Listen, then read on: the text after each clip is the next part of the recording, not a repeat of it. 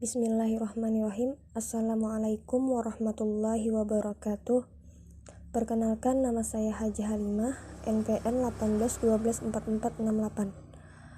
Saya dari kelompok 1 ingin mempresentasikan makalah yang berjudul Pendidikan Islam di Indonesia pada Era Penjajahan Jepang.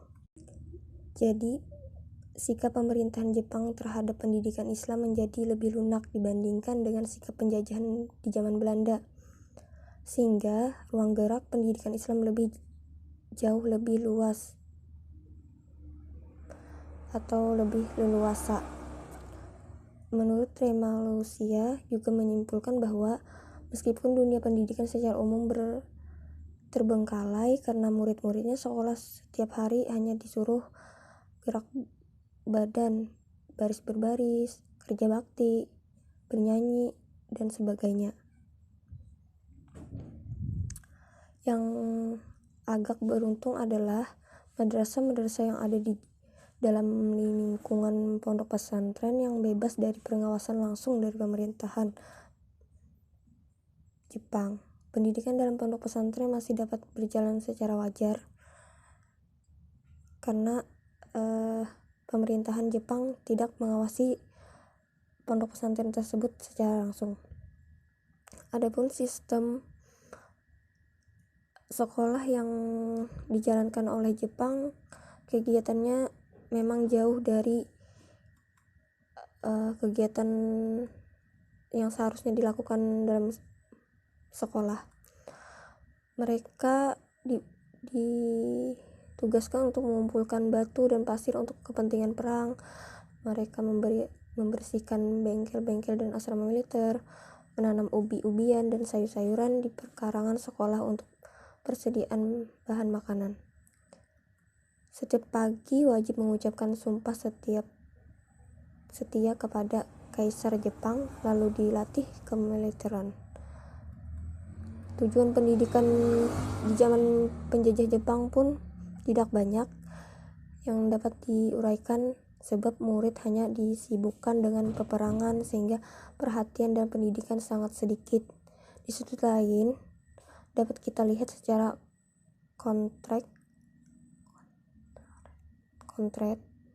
tujuan pendidikan zaman penjajahan Jepang adalah menyediakan tenaga kerja cuma-cuma dan prajurit-prajurit untuk membantu Jepang dalam peperangan.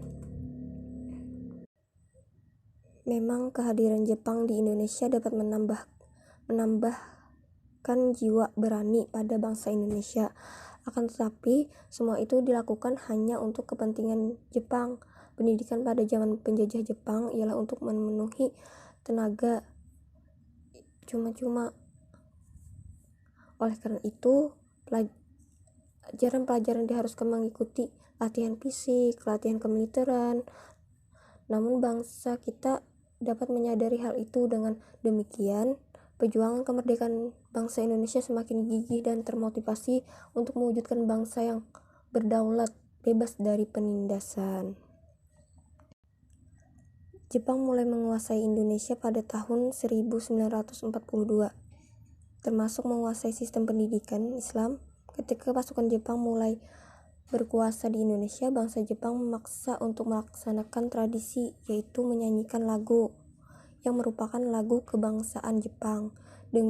Demikian pula keharusan untuk melaksanakan seikeri, suatu cara memberi kehormatan dengan membungkukkan badan ke arah Kaisar Jepang. Tradisi seperti ini jelas bertentangan dengan budaya bangsa Indonesia yang berimbas pada sistem negatif terhadap ekosistensi pendidikan di Indonesia.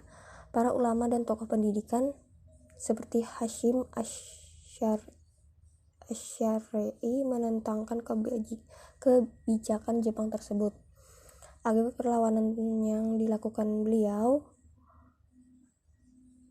pun mendapatkan tekanan dari pemerintahan Jepang. Bahkan beliau sampai ditahan 6 bulan karena dituduh menentang kebijakan pemerintahan Jepang. Sekian yang dapat saya sampaikan. Mohon maaf jika ada kesalahan dan saya sudahi dengan Assalamualaikum warahmatullahi wabarakatuh.